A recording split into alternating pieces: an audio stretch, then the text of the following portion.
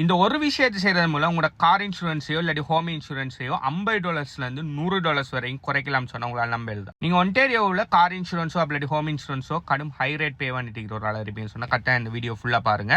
ஃபியூச்சரில் காரோ ஹோமோ வாங்க போறீங்கன்னு சொன்னாலும் இந்த வீடியோவை கட்டாயம் சேவ் பண்ணி வச்சுக்கொள்ளுங்க. இப்போ தேவைப்படாட்டியும் ஃபியூச்சரில் உங்களுக்கு இது தேவைப்படும். நான் இப்போ கதைக்க போகிற விஷயம் என்னன்னு பார்த்தீங்கன்னு சொன்னால் டிடக்டிபிள். நிறைய பேருக்கு இந்த டிடக்டிபிள் கன்செப்டே தெரியாது. நாளைக்கு கிளைம் ஒன்று வரக்குள்ளதான் அநேகமானங்களுக்கு டிடக்டிபிள்ன்ற ஒரு விஷயம் ஒன்றே நம்ம இன்சூரன்ஸ் பாலிசியில் இருக்குது. இது இந்த மாதிரி எல்லாம் தாக்கம் செலுத்துன்னு சொல்லி நிறைய பேருக்கு ஒரு சர்ப்ரைஸாகவே வாரது. ஆனால் உங்களுக்கு எத்தனை பேர் தெரியும் இந்த டிடக்டிபிளில் நீங்கள் மாற்றம் செய்கிறது மூலமாக உங்களோட இன்சூரன்ஸ் ப்ரீமியத்தை மந்த்லி நீங்கள் பே பண்ணுற அமௌண்ட்டை கூட்டி குறைக்கலாம்னு சொல்லி. இப்போ சில நேரம் என்கிட்ட கண்டெக்ட் பண்ணுறாங்க புதுசாக அப்போ தான் ஒரு கார் ஒன்று எடுக்க போகிறாங்க, அப்போ தான் ஒரு முதல்ல வீடு எடுக்க போகிறாங்கன்னு சொன்னால் அவங்கள்ட்ட இந்த டிடக்டிபிளை எக்ஸ்பிளைன் பண்ணக்குள்ள அநேகமான ஆட்கள் பயப்படுவாங்க. இல்லை எனக்கு ஃபுல் இன்சூரன்ஸ் தான் வேணும், டிடக்டிபிள் இல்லாமல் எனக்கு ஃபுல் இன்சூரன்ஸ் வேணும்னுலாம் கேட்பாங்க. ஸோ அதனால தான் ஒரு வீடியோ ஒன்றில் ஃபுல்லாக இந்த டிடக்டிபிள் என்ன, இதில் என்னென்ன பெனிஃபிட் எல்லாம் இருக்குது, எந்த மாதிரி டிடக்டிபிள் நீங்கள் கொடுக்கணுங்கிற எல்லா விஷயத்தையும் இந்த வீடியோவில் சொல்ல போகிறேன். முதலாவது இன்சூரன்ஸ் என்னென்னு வழங்குங்க. Risk sharing. ரிஸ்கை இல்லாமல் ஆகுறது இல்லை, ரிஸ்கை ஷேர் பண்ணுறது. அதாவது நீங்கள் ஒரு 50,000 கார் ஒன்று வாங்குறீங்க. நாளைக்கு அந்த கார் ஆக்சிடென்ட் பட்டு ஃபுல் லாஸ் ஆகினாலோ இல்லாட்டி அந்த கார் களவு போனாலோ இல்லாட்டி ஆக்சிடென்ட் நடந்து அதோட ரிப்பேரிங் காஸ்ட் ஒரு $10,000 வந்தாலோ இல்லாட்டி நீங்கள் இன்னொரு காரில் முட்டி அந்த கார் எனக்குறதுக்குரிய பேமெண்ட் வந்தாலோ அதை நீங்கள் தனியை ஃபேஸ் பண்ணுவீங்கன்னு சொன்னால் அது ஒரு பெரிய ஒரு ஃபைனான்சியல் டிஃபிகல்ட்டியில் உங்களை கொண்டே விடும், ரைட்? அதனால தான் இந்த இன்சூரன்ஸுங்கிற இந்த கன்செப்டே வந்தது முதலாவது. அதாவது எதிர்காலத்தில் வரப்போகிற ஒரு அசம்பாவிதம் ஒன்றை தனியாக ஒரு ஆள் மட்டும் ஃபேஸ் பண்ணாமல் நிறைய பேர் சேர்ந்து அதை ஃபேஸ் பண்ணுற ஒரு விஷயம் தான் இந்த ரிஸ்க் ஷேரிங். உதாரணத்துக்கு ஒரு ஏரியாவில் 1000 கார் இருக்குன்னு சொன்னால் ஒரு வருஷத்தில் 1000 காருமே ஆக்சிடென்ட் படாது, 1000 காருமே களவு போகாது, 1000 காருக்குமே கிளைம் வராது.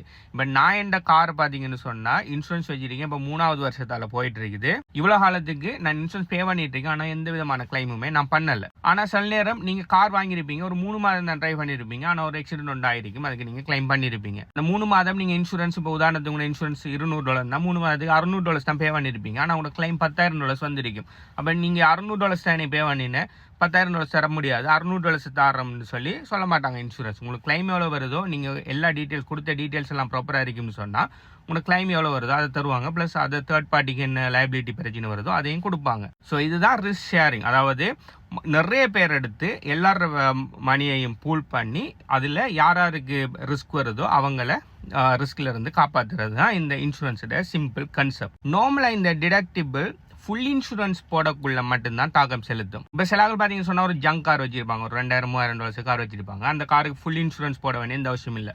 ஃபுல் இன்சூரன்ஸுக்கும் ஒன் வேக்கு முறைய வித்தியாசத்துக்கு நான் ஆல்ரெடி வீடியோ போட்டிருக்கேன், பார்க்காதாக்கள் இந்த பிளேலிஸ்ட்டில் போய் பார்த்துக்கொள்ளுங்க. நான் சிம்பிளாக இந்த வீடியோலையும் சொல்கிறேன். ஒன் வே இன்சூரன்ஸ் அப்படி தேர்ட் பார்ட்டி இன்சூரன்ஸ் போடுறது என்னன்னு சொன்னால் நாளைக்கு ஏதாவது ஒரு அசம்பாவிதம் ஒன்று நடக்கக்குள்ள, உங்களோட மிஸ்டேக்கால நடக்கக்குள்ள 3வது நபருக்கு, அதாவது இன்னொரு வாகனத்தை போய் இடித்தாலோ இன்னொரு ப்ராப்பர்ட்டியை போய் நீங்கள் உடைச்சாலோ அப்படி இன்னொரு ஆள் அடித்து அவருக்கு மெடிக்கல் ஏதாவது பேமெண்ட் பண்ணுறேன்னு சொன்னாலோ உங்களோட இன்சூரன்ஸ் கம்பெனி நீங்கள் ஒன் வே போட்டிருந்தாலும் சரி நீங்கள் ஃபுல் இன்சூரன்ஸ் போட்டிருந்தாலும் சரி அவங்களுக்கு பே பண்ணுவாங்க. அதாவது தேர்ட் பார்ட்டி லைபிலிட்டிக்கு பே பண்ணுவாங்க. ப்ளஸ் உங்களோட ஆக்சிடென்ட் பெனிஃபிட்ஸும் தருவாங்க. உங்களுக்கு ஏதாவது இன்ஜரி வந்தாலோ அப்படி உங்களோட மெடிக்கல் பேமெண்ட் அது இது எல்லாத்துக்குமே உங்களுக்கும் பே பண்ணுவாங்க, தேர்ட் பார்ட்டிக்கும் பே பண்ணுவாங்க. இந்த 2 விஷயம், அதாவது தேர்ட் பார்ட்டிக்கு பேமெண்ட் பண்ணுறதும் உங்களுக்கு பர்சனலாக உங்களோட மெடிக்கல் அது இதுக்கு பேமெண்ட் பண்ணுறதும் பார்த்தீங்கன்னு சொன்னால் நீங்கள் ஃபுல் இன்சூரன்ஸ் வச்சிருந்தாலும் கிடைக்கும், நீங்கள் தேர்ட் பார்ட்டி இன்சூரன்ஸ் வச்சிருந்தாலும் கிடைக்கும். ஆனால் உங்களோட வாகனத்துக்கு அப்படி உங்களோட ப்ராப்பர்ட்டிக்கு ஒரு அசம்பாவிதம் நடக்குள்ள உங்களோட ப்ராப்பர்ட்டி உங்களோட வாகனம் தான் அதில்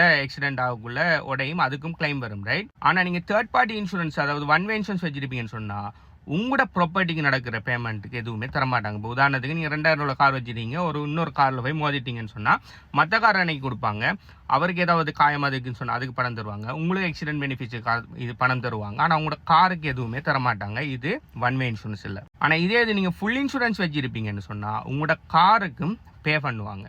இப்படி ஃபுல் இன்சூரன்ஸுக்கு உங்களோட காரை இணைக்கிறதுக்கு அப்படி இல்லைன்னு சொன்னால் உங்களோட ப்ராப்பர்ட்டியை இணைக்கிறதுக்கு இன்சூரன்ஸ் கம்பெனி தார அமௌண்ட்டில் அவங்க என்ன செய்வாங்கன்னு சொன்னால் நீங்கள் எவ்வளவுக்கு உங்களோட காரையோ உங்களோட ப்ராப்பர்ட்டி இணைக்கிறதுல நீங்கள் ரிஸ்க் எடுக்கீங்க, நாங்கள் ரிஸ்க் எடுக்கிறது முதல்னு சொல்லி கேட்குறது தான் இந்த டிடக்டிபிள். இது என்னன்னு சொன்னால் இன்சூரன்ஸ் கம்பெனி உங்களோட காருக்கு உங்களோட ப்ராப்பர்ட்டிக்கு பே பண்ணுறது முதல் நீங்கள் அந்த கிளைமில் எவ்வளவு உங்களோட சார்பாக நீங்கள் காசு போடுவீங்கன்னு கேட்குறது. ஸோ இந்த டிடக்டிபிள் மினிமம் $500 மேக்ஸிமம் நீங்கள் 5,000 வரைக்கும் அதையும் தாண்டி போடலாம். ஆனால் நார்மலாக பார்த்தீங்கன்னு சொன்னால் எவரேஜாக ஒரு $2,500 மாதிரி அநேகமான நகர் போடுவாங்க. சில ஆட்கள் $1,000 போடுவாங்க. ஸோ இப்போ உதாரணத்துக்கு நீங்கள் இன்சூரன்ஸ் ஃபுல் இன்சூரன்ஸ் எடுக்கீங்க. இப்போ நார்மலாக நீங்கள் ஃபைனான்ஸோ லீஸ் பண்ணுவீங்கன்னு சொன்னால் கட்டாயம் ஃபுல் இன்சூரன்ஸ் தான் எடுக்க சொல்லுவாங்க.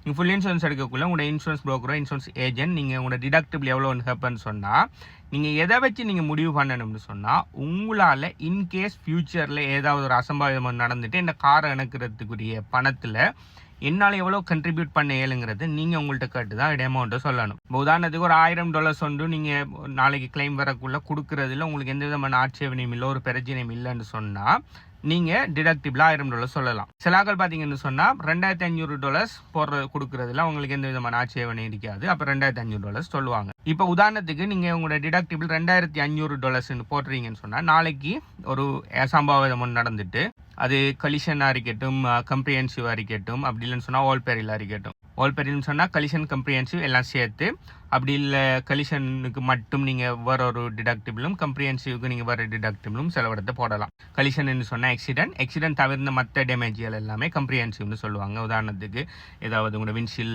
எனக்கு நான் விழுந்து மேலேருந்து கராஜிலேருந்து என்ன கீழே விழுந்து உங்களோட கண்ணாடி உடஞ்சிட்டு இல்லாட்டி எது நான் பட்டுட்டு அப்படி அந்த மாதிரியெல்லாம் கம்ப்ரிஹென்சிவ்குள்ளே வரும். நீங்கள் டிரைவ் பண்ணிட்டு போகல எக்ஸிடென்ட் நடந்தால் அது கொலிஷனுக்குள்ளே வரும். ரெண்டையும் கம்பைன் பண்ணி ஆல் பெரில்ஸ்ன்னு சொல்லுவாங்க. இதுக்கு தான் நம்ம டிடக்டிபிள் போடுவோம். இப்போ $2,500 டிடக்டிபிள் ஏதோ ஒரு நடந்துட்டு எக்ஸிடென்ட் பட்டுட்டு அப்படி இல்லைன்னு சொன்னால் லைக் கம்ப்ரிஹென்சிவ் ஏதோ ஒன்று வந்து உங்களோட கிளைம் அமௌண்ட் பார்த்தீங்கன்னு சொன்னால் உங்களோட வாகனத்துக்குரிய இல்லாட்டி உங்களோட ப்ராப்பர்ட்டிக்குரிய கிளைம் அமௌண்ட் பார்த்தீங்கன்னு சொன்னால் $10,000 வந்த ரிப்பேர் பண்ணுறதுக்குரிய அமௌண்ட் $10,000 அந்த $10,000 $2,500 நீங்கள் பே பண்ணணும். முதலாவது பேலன்ஸ் இருக்கிற $7,500 தான் இன்சூரன்ஸ் கம்பெனிஸ் பே பண்ணுவாங்க.